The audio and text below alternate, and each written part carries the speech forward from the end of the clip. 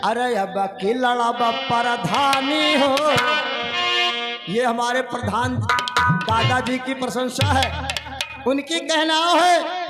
अरे अब की लड़ा प्रधानी हो, प्रधानी हो रे को कई मावे। अब लड़ा प्रधानी हो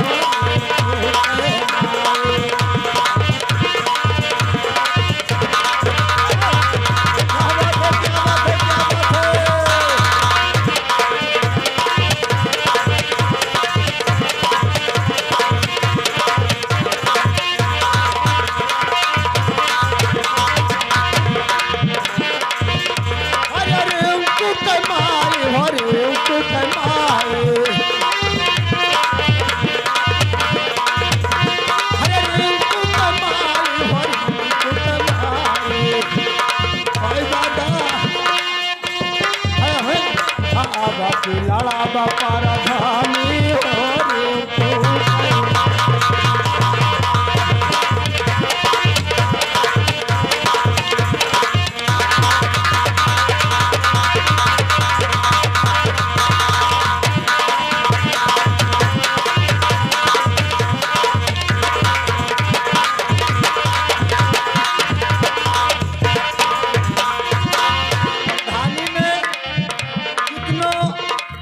हो जाए, लेकिन ये जनता प्रधान का कोई नहीं।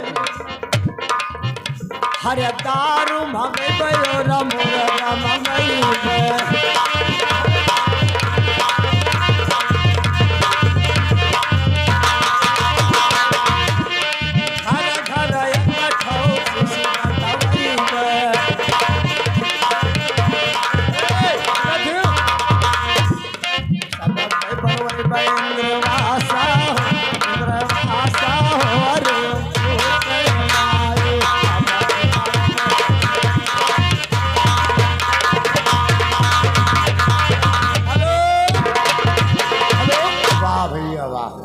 ये मानिए श्रीमान, जानिए पहचानिए हमारे बड़े भाई साहब सियाराम वर्मा जी, कुड़वा के निवासी।